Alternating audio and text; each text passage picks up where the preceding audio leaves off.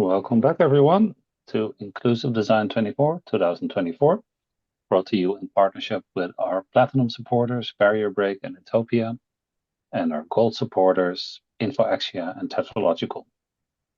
You can follow us on Mastodon. If you have any questions for the presenters, post them there using the ID24 hashtag, or you can use the YouTube chat. We'll gather your questions for Q&A at the end of the session. Reminder that ID24 is a respectful community and that you can find our code of conduct on the Inclusive Design 24 website. Now I'm happy to go back to my co-host, Christian. Yeah, thanks, Hans. So, with almost 5 decades working in the industry, you can safely consider our next speaker a UX veteran. She specializes in design for older adults and for transcendent experiences, which I personally find heavily underappreciated in the area of UX. When she's not helping build more inclusive products, be it websites, mobile apps, or even NASA controllers, you can find her singing medieval polyphony. So welcome, Elizabeth Buie. The stage is yours. Thank you. It's Buie, by the way. That's a very common thing that happens, and I have to address it. Anyway, very sorry. That's all right. Thank you. I think you've given as much intro as I need. So I don't do NASA controllers anymore. That was a long time ago, but I do a wide variety of audiences. Anyway, I'm going to talk about how the expression designing for our future selves works and does not work. So anyway, it is a very common theme.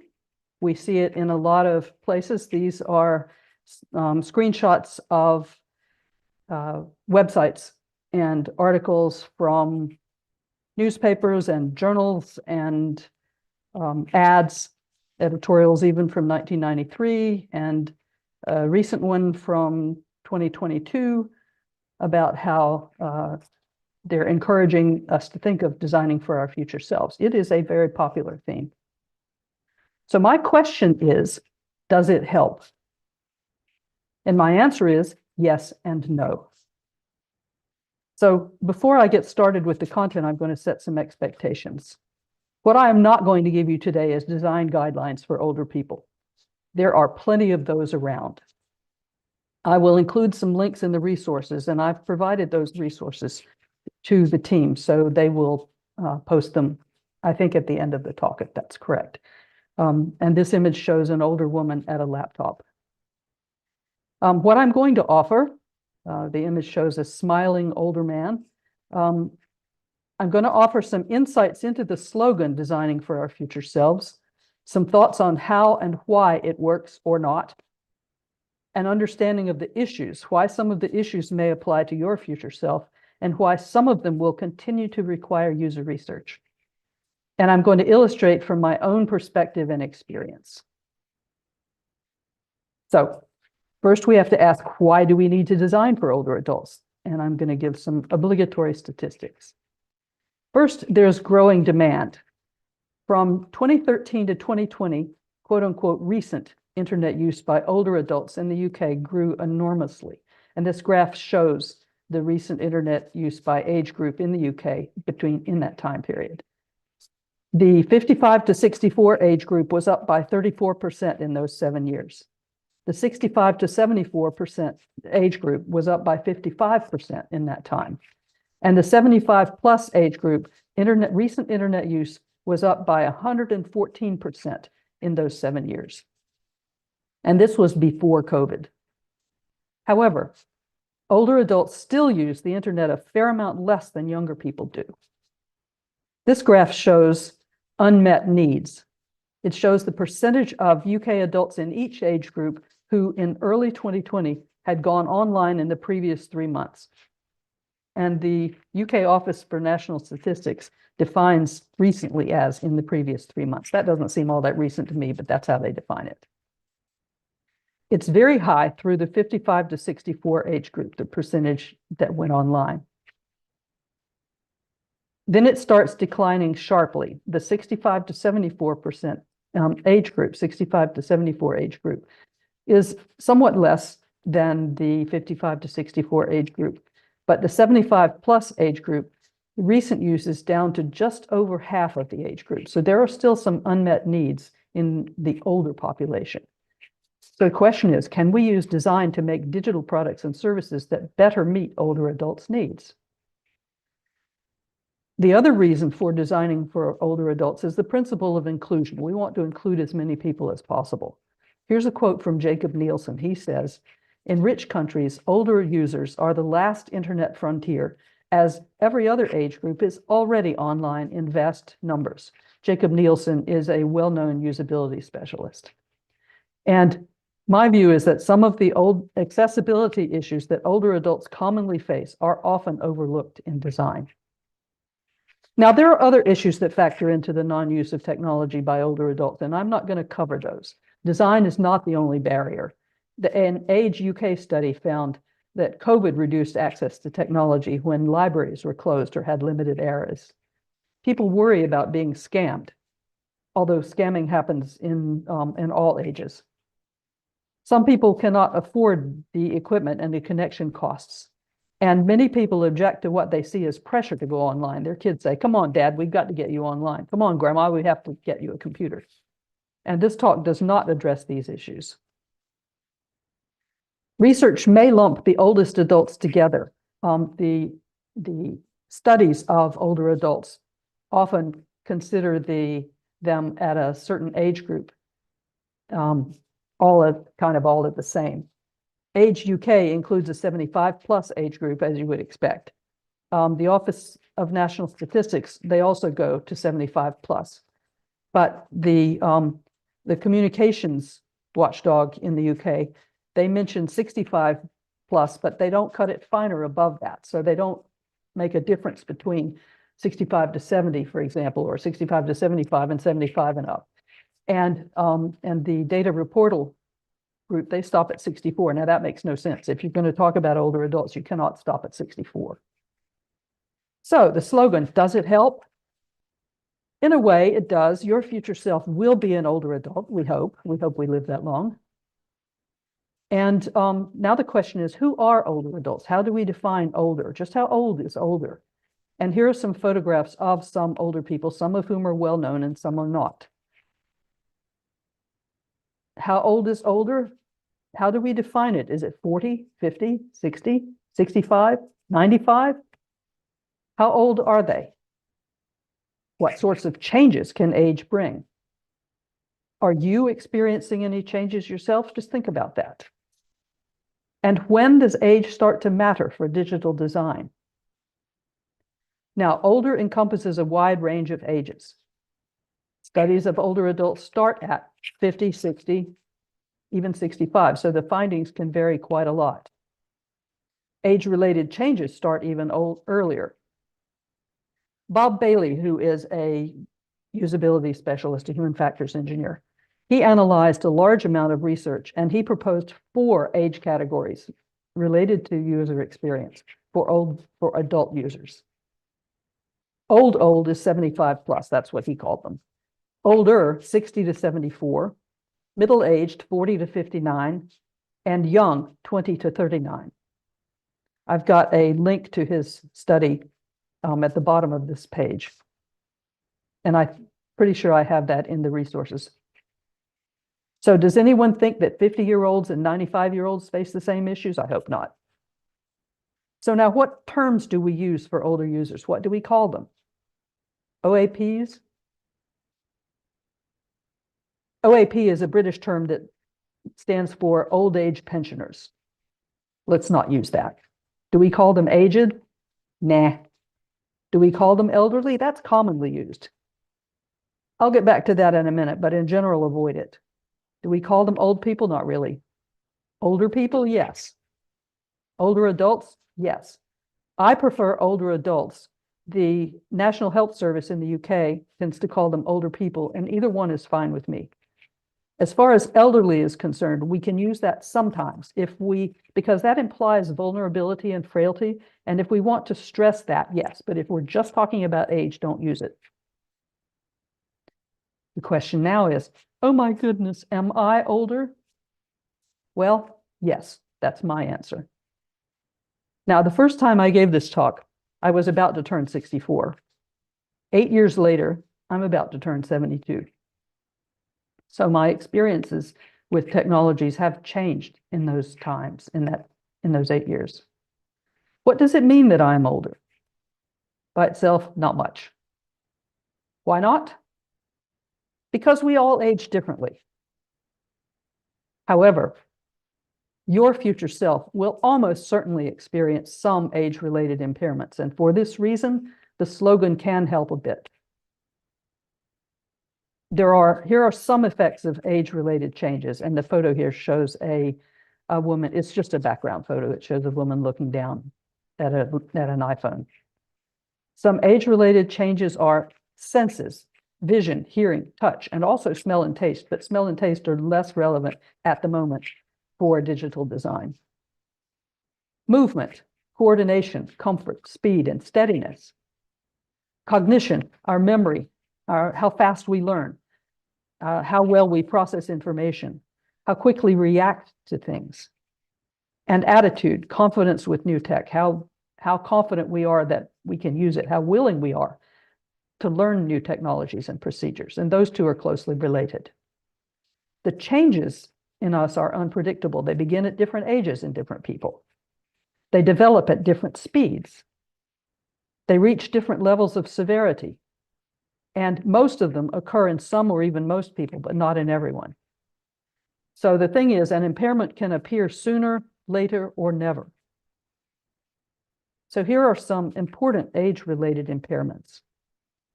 In vision, there is decreased lower light vision. Common effects on visual perception. You need higher contrast between the text and the background. You need a brighter screen and brighter light for printed content. You have trouble telling dark blues and greens and blacks apart, especially in low light. This can be caused by the type of cataract that yellows the lens. It can come from a loss of rod cells and or light-sensitive pigment. The rods are the ones that tell the difference between light and dark, and all kinds of stuff. Now, as far as blues, greens, and blacks, I wear socks. I have a set of navy blue socks and a set of black socks. And whenever I launder them, I have to match them in bright light because in low light, I cannot tell the difference between black and dark blue. And I have been known to wear one of each sometimes. So now I experience all three of these common effects. I had cataract surgery 3 years ago. My cataracts were not yellow, and I still experience these effects. So my low light vision problems must be due to something else. The advantage of having the cataract surgery is that I'm no longer dazzled by car headlights coming towards me at night. So now I lied. I will give you one design guideline, and that is make sure you have enough color contrast. The Web Content Accessibility Guidelines specify a ratio of 4.5 to 1 for normal size text. This one is frequently overlooked. Now, for younger people, a lot of times the contrast will look fine, but it will still be inadequate as measured. The WebAIM some years ago tested I think it was 1 million websites, and they found that color contrast was the most frequently overlooked. And every time, or almost every time, I encounter something with inadequate contrast, I'm on the contact us button, and I let them know that they need to fix this. And I swear it's going to be on my tombstone. She alerted people to color contrast issues. Now, in vision, there is focusing error. There's presbyopia, which is the change in the ability to focus, to change focus. Presbyopia is a decreased ability to change between near and far focus. It's a reduced ability to focus close up. It is difficulty changing focus quickly. It is caused by a hardening of the lens. And it's common in people over 40. This is why you need reading glasses. Almost everyone experiences eventually. This is the one that is most likely to occur if you get old enough. Now, some sources refer to presbyopia as age-related longsightedness. This is misleading. It is due to the longsightedness is due to the shape of the eyeball, and presbyopia is caused by decreasing flexibility in the lens. It does not improve your ability to see far away, which is what longsightedness is. But it does make it harder for you to see close up. So it kind of makes sense that people would refer to it that way. Now, I use reading glasses. Most people need reading glasses by age 45. Early 40s is even more common. I was 54, and I was amazing. Optometrists were always saying, wow, you don't need reading glasses yet. And all of a sudden at 54, boom, I couldn't read. And of course, my cataract surgery in 2021, I now use my reading glasses more often because artificial lenses cannot change focus at all. There are some other age-related eye conditions, and this graph shows diabetic retinopathy, glaucoma, cataracts, and age-related macular degeneration, and how common they are in younger people and how common they are in older people, and the percentage difference or the multiplication difference between the two. Now, age-related macular degeneration is 29 times more common in people over 80 as it is in people in their early 50s. So these conditions can begin at varying ages, but they are definitely age associated. You're much more common. You're much more likely to have them if you're older. And of course, diabetic retinopathy only occurs in diabetics.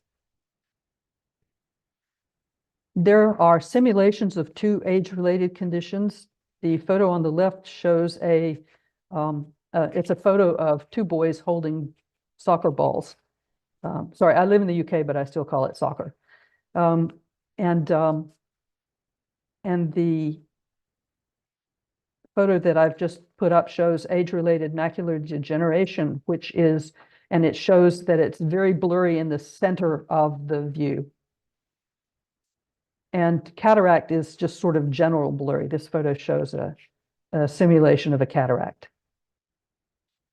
Now, in terms of hearing, there's high-frequency hearing loss. I'm going to be playing some sounds here.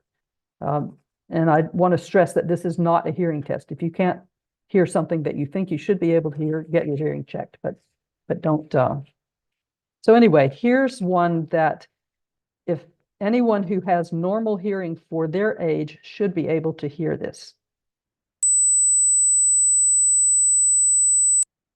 That's 8 kilohertz. Here's one that should be audible to anybody under 60 whose hearing is normal for their age.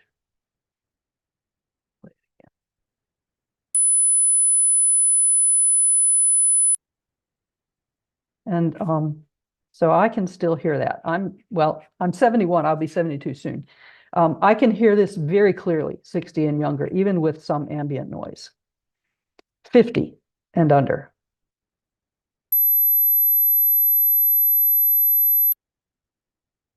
Now I can still hear that.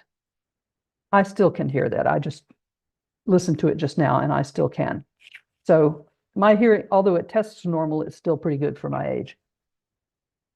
Audiology tests show that my hearing is within normal range for my age, but it's no longer amazing. And this feels like a loss to me because it's not as good as it was. So 39 and under, I definitely cannot hear that. 24 and under, and 18 and under. These are called mosquito ringtones, the higher frequency ones. And it was some years ago, it was found that children were using these high-pitched ringtones for indicating that they had received a text message with the idea that their teachers could not hear it. Well, one teacher was young enough and she could hear it, and so they alerted the schools, people became aware of this.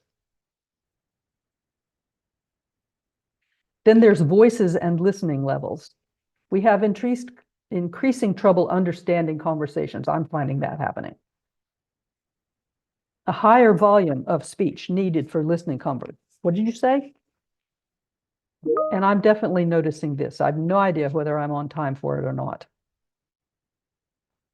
So we have movement, dexterity, arthritis, and tremors. Arthritis occurrence and severity increase with age. I have arthritis in my hands, and that definitely affects my use of technology with my hands. Tremors from neurological conditions are more common and more severe with age. I have essential tremor. I'll get into that in a minute. And both of these affect the speed and accuracy of hand movements, typing, mousing, and tapping. I have osteoarthritis and essential tremor, both of which affect my wrists and fingers. And I may be a bit ahead of schedule on the arthritis. I'm kind of behind, quote unquote, schedule for essential tremor. A lot of people have it much worse than I do, but it affects my wrists and fingers. My tremor is worse in my left hand than in my right. This photo shows my right thumb on the left side of my iPhone keyboard because I make fewer typos on my phone with my right hand than I do with my left hand. But I still make a lot of typos just because my fingers quiver a bit.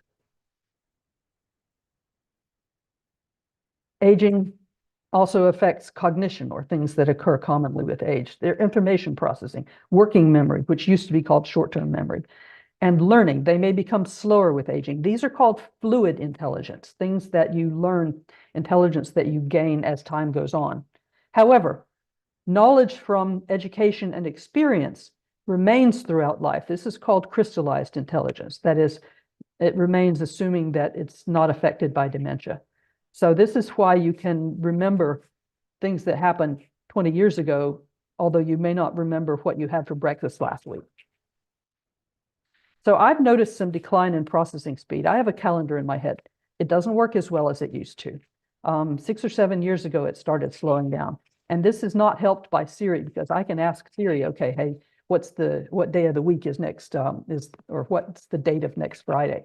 And Siri will tell me, so I don't have to think it as I used to, but it definitely doesn't work as well as it did. Then there's attitude, confidence, willingness, and awareness. Confidence that you can use new technology. Willingness to learn them. Awareness. Many people don't feel disabled, and they may not take advantage of assistive technologies, especially hearing aids. We all probably know stories of older people who go, "You're just not speaking loud enough. I don't need a hearing aid," because they think of it as an admission of decrepitude. Now, I used a crutch for several months before my hip surgery. And I liked it much better than the cane that I had used before, because the crutch conveyed disability or injury rather than old age. So the question now is, what does the slogan give us? Well, it gives us what I call the 3 E's. There's empathy. We can understand and appreciate older adults' experiences, goals, feelings, and needs without patronizing them. It gives us engagement. We can listen actively and enthusiastically to their stories, perspectives, and wishes. And it gives us enthusiasm. We can take delight in improving their experience of things they use. So these are the benefits that the slogan brings. You notice information is not so much in there. How does the slogan not help? The situation is that today's older adults differ from your future self, and the slogan overlooks those differences. The idea for this talk came to me in 2015 when I was in a workshop, or I was at a conference, and there was a talk on design for older adults. And the talk focused on designing for your future self. And the idea was to emphasize empathy and so on. But they came and they talked about how, one of the things they talked about how was studies of older adults showed that they didn't know how to scroll well. And so avoid using scroll bars. And I'm going, wait a minute, I was already older. And I know how to use scroll bars. I've been using scroll bars since they came out, since the early 80s. And so it occurred to me that older adults now have different knowledge of technology than older adults, or than you will when you're older. Many modern technologies are unfamiliar to many older adults. This issue will continue, and it will always present design challenges, and your future self will have the same problem, but your problems will involve different technologies. This may be due to your age when the technology was introduced. Here's a photo of an imperial manual typewriter, which is very similar to the royal manual typewriter that I learned on when I was 13. It's manual. Could you unstick the keys on a manual mechanical typewriter? Most younger people in the US cannot drive a car that has a manual transmission. Now, manual transmissions are starting to go out because as we get hybrids and electric vehicles, manuals aren't relevant. But this is still true that your age when the technology was introduced will affect your likelihood of understanding it, of familiarity with it. So we have different life experiences. You will have different life experiences when you reach 75 from what I have in 3 years when I reach 75. This life experience leads to crystallized intelligence, and that's the kind that stays with us. That's why it's called crystallized. Life experience may help explain older people's relatively high success on ill-defined search tasks. This is what David Sloan says. David is an accessibility specialist. He's in Dundee, Scotland. That is, older people have greater life experience they can draw on to refine their searches when the search is, when what they're asking for is not well defined. They can draw on what they already know. Your future self will have crystallized intelligence. However, your life experiences will differ in some important ways from what older adults have now. Different circumstances, economics. User experience work is relatively high paid, but the older adult population runs the gamut. You are probably still working. Most over 60s are retired. I work 3 days a week. Over 60s have more real estate wealth on average. And here are some statistics from the UK. People in their early 60s in the UK have a median total wealth almost 9 times as high as people in their early 30s. And this is as of March 2020, according to the UK Office for National Statistics. 9 times as high total wealth. Will your future self have similar assets? Probably not. Different circumstances, world conditions. And this image shows a satellite photo of Europe and Scandinavia at night with all the lights on. The world is changing in many ways. We don't know how that will affect the outlook and experiences that your future self will bring to the use of technology. Stay tuned. Now, you may wonder, what are some examples of how this difference between how we get older and how things are now for older adults now versus how they will be for you? What are some examples of how this affects guidelines? Here are some examples taken from research on older adults. And this comes from a paper that I don't think I've included this in the resources at the end. Sorry about that. But it's research-derived web design guidelines for older people. So here's a set of 5 guidelines from that paper, and I'm going to make comments about them in a minute. So one is provide larger targets.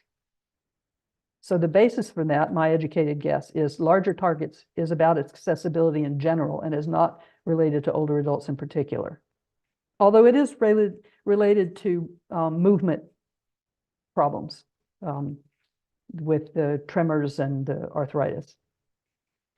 Provide clear confirmation that a target has been clicked or tapped. That's got nothing to do with accessibility. That's general usability. You always want to provide that kind of feedback. do not require older adults to double click or double tap. This is aimed at older adults, and it's based on knowledge and dexterity. Although the knowledge changes. The guideline to use alt text for all images, this is for accessibility in general. It has nothing to do with older adults. And the guideline to avoid scroll bars, it is aimed at older adults, and it's based on what they know or what they knew at the time of the study. So what do we absolutely need to remember about this point? The key takeaways are we all age differently. Many impairments that older adults experience also affect younger people, just less commonly. Some impairments are almost uniquely due to aging bodies and brains. Presbyopia is the perfect example of that. And this image shows the one that I'd shown before, which is how presbyopia affects the eye. Some guidelines are based on the aging process, and others come from findings obtained because the research participants were older at the time of the study. If you remember nothing else, guidelines based on aging bodies, including aging brains, will probably continue to be valid, but keep an eye out for new information. There may be treatments developed that we don't have now. And guidelines based on what people know and don't know are likely to become obsolete. You will always have to consider what technology is familiar with older adults, but the specifics of those technologies will change with time. When you see a guideline based on research with older adults, ask yourself this question. Is it because they're older, or is it because they're older now? When a guideline is based on older adults' knowledge, verify it. Validate, validate, validate. Before you use a knowledge-focused guideline, verify that it is valid and relevant to the older adults in your audience. And here are some resources. Now these are the ones that I've provided to the team, and I assume they will be available to you after the talk. Thoughts and questions, I'm done. All right. Thank you very much, Elizabeth. That was great. Thank you. I had a question. You kind of made it sound like the digital divide, if that's still kind of a term that's being used these days, for older people, that is just going to be a continuing phenomena for every generation. Yes. I always kind of felt that, that's kind of this initial push to this more digital life that we're leading these days. And there's this lost generation that's kind of stuck in between that would probably benefit if there were still physical banks they could go to, or people they could talk to, or numbers they could call. So you're saying you do think that we're going to have the same issues, just in different ways? Yes, in different ways. And people will become more and more familiar with today's technology as they get older, but then there are new technologies that, for example, I joined Twitter in 2008. I joined Facebook in 2007. I do not have an Instagram account. I do not have Spotify. And I keep thinking I should probably get both of those, but I don't have them now. And so that limits me a bit, because when people say, here's my favorite playlist, I go, well, I don't have Spotify, so I can't play it. All right. And now I've got an iPhone, I've got an iPad, I've got my work laptop and my personal laptop, so I'm au fait with Apple's technology. But I won't say unusual for my age. I know a lot of people my age who are essentially the same. I got involved in technology in my first year at university, which was 1971. And so, but that is kind of unusual. Right, you're probably predisposed to the efficiency with it, because I can think of plenty of people in their 70s who are just completely bewildered by the idea of an iPhone, or maybe can only use it in the most basic of ways. Yeah. And you, because you kind of dove into that kind of technical mindset earlier, Yeah, had that as a benefit. yeah. Yeah, so, but there will always be people who aren't really technologically inclined. They didn't grow up with it. They didn't, I mean, we tend to think of people our age as being our peers. And they are our age peers, but they're not necessarily our knowledge peers. And they're not necessarily our, they don't have the same interests that we do necessarily. So I'm not saying that people will always appreciate banks, but you know what? Going to a bank to have somebody to talk to. Some people say they prefer going to the bricks and mortar places just to be around people because they tend to get lonely when they're old, especially if they're still living alone. And there's a big push now for, aging at home and staying in your own home, which is good, but it also isolates you to some extent. It's isolation, yeah. Yeah. Do you think AI could play a role in that, like having like a companion at home that you can talk to that's like personalized and friendly and have, will respond to your questions or confusion that you may have? Not you specifically, but people in general. Well, I'm reading about that. I'm very skeptical because the feeling isn't the same. I don't see it as providing empathy, and I have a big problem with large language models because of the amount of energy they use. Right. So it's another issue. That's definitely true. Yeah. Christian, did you have any questions? Yes. So you said during your talk that older people often do not take advantage of assistive technology. Mm-hmm. And could you say that the percentage of old people that have a certain disability is higher that doesn't use assistive technology, which I would attribute to the fact that these things come slowly, and then if they are not coming suddenly, then you don't like. Yeah, I was just thinking that. Yeah. Yes, particularly with hearing, because that degrades slowly. Whereas with vision, reading glasses, people are more likely to use reading glasses than hearing aids, because that's considered kind of normal when you get older. Yeah, and also it comes suddenly. So it was exactly the case with me, like this. I don't know the like the real term, but where you said that like the lens is not as soft anymore, and you're like you lose your ability to focus at the age of, I think it was like 45 or something. I'm 46, and it happened in a year. So that was pretty clear for me. Yeah.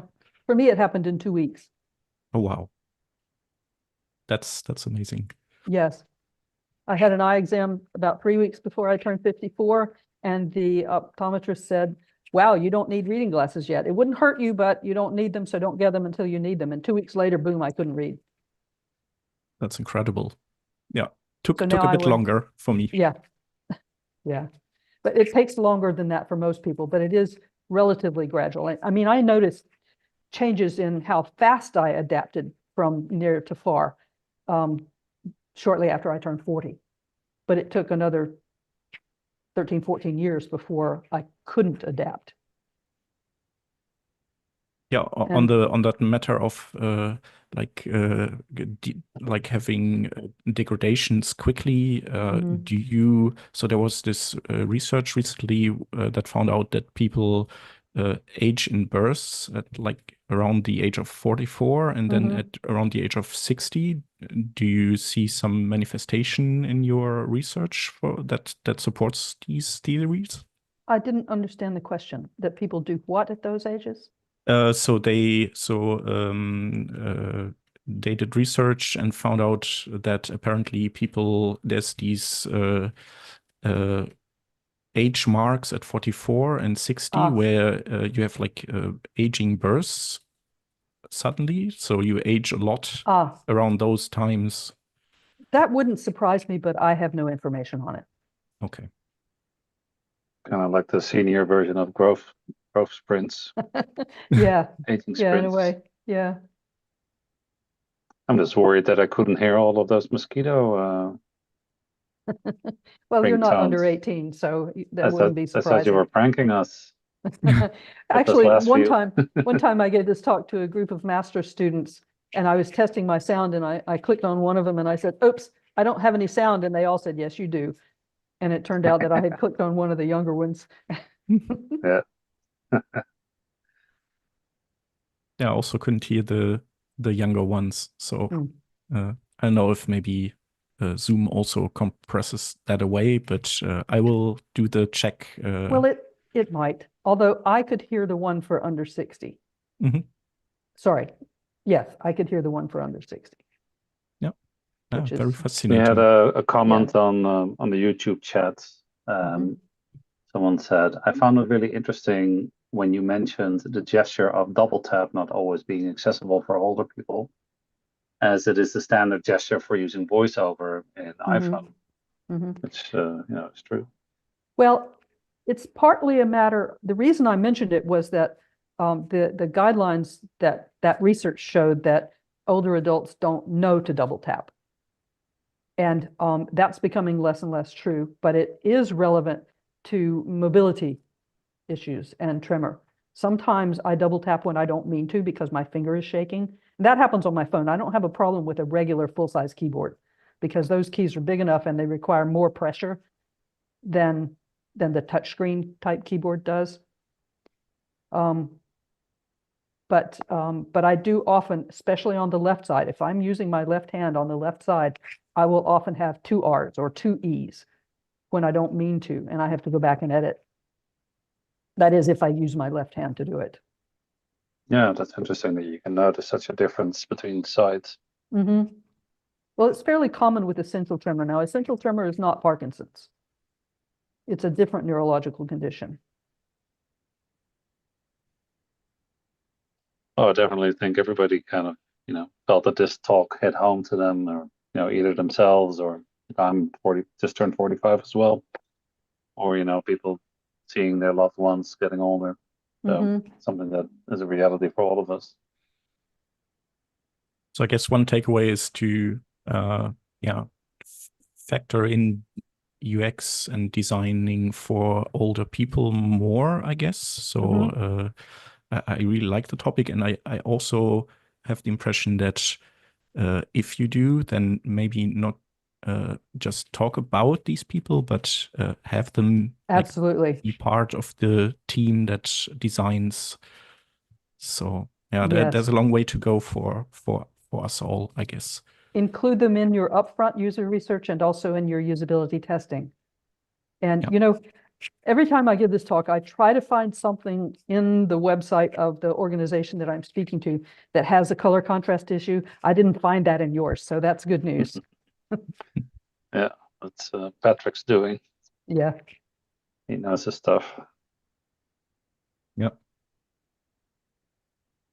Do we have any other questions, Christian? Did you have anything else you want to Let me ask? see. So we have not a question, but Bolundas commented, not a question, but as a young person in digital accessibility, I just wanted to voice my appreciation for your presentation and how interesting and informative it was. And I can totally agree. So it was amazing. And then there's... Thank you very much. I'm glad. Now there's a question that just popped in. So gestures on mobile devices, is there a relationship of being an older adult with presenting as a difficulty, or is it just a matter of not being used as frequently, but can be learned? So, gestures. Well, they can be learned, but again, it's a matter of older people are less willing to learn new things. They're less confident they'll be able to learn new things, particularly in terms of technologies. And I think if it's somebody that we know personally, we can encourage them to learn, but we shouldn't expect everyone to learn. We shouldn't design with the expectation that they will learn, because if they feel uncomfortable with it, we have to work with that. Yeah, it's also differ from person to person, because there's plenty of young people that are just really don't get the whole idea or the paradigm of how these things are used. And I also notice quite often this kids, that you would think, oh, they pick everything up immediately, and it's like, this is their normal. But there's still quite a few kids that are just really, unfamiliar with how certain things work. Yes. And just, whether you're that type of personality that comes naturally that you are not. Absolutely. And that goes along with what I was saying about don't assume that people that are your age peers are also your knowledge peers and your interest peers. There's a lot of variation at each age.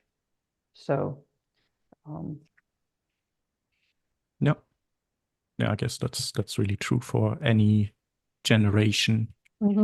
So there's maybe like the basic traits, sort of, but then in the details they totally differ. Yeah. And I guess regarding the learning of things, it's like throughout your life you constantly had to learn new things, and then sometimes you realize it's just it comes and goes, and so sometimes you think like I just don't want to learn something because in a few years' time it will be completely different again, and it's wasted time to learn things. Yeah. Or your information processing speed slows down. The time it takes you to learn something. It takes you longer to learn something than it used to, and it's more work than it used to be. And you're going, oh, I don't want to do all that work. Or how well you can retain that knowledge without constantly having to keep it up to date. So sticking to established patterns is probably a good idea. Yeah. Although there was another YouTube comment. Digital literacy also needs to be considered for all ages. I find a lot of my friends struggle to access general health and government services online, even as young people that use social media a lot. Yes. Yes, agreed. And that has a lot to do with socioeconomic status as well. Right. Yeah, there's other factors to that. All right. Yeah. Well, I think we're hitting our time. So I would like to say thank you very much, Elizabeth, for this great talk. Really interesting. Thank you as well. And we'll just wrap up this session. If you like this session, hit the YouTube like button. And you can subscribe to our YouTube channel, Inclusive Design 24, to be kept in the loop on future events. ID24 is brought to you with thanks to our supporters, Barrier Break, Intopia, InfoExia, Tetralogical, Intuit, Adrian Roselli LLC, Assistive Labs, the Law Office of Laney Feingold, Skyscanner, and Vespero. And we'll be back on the hour for our next session. See you then.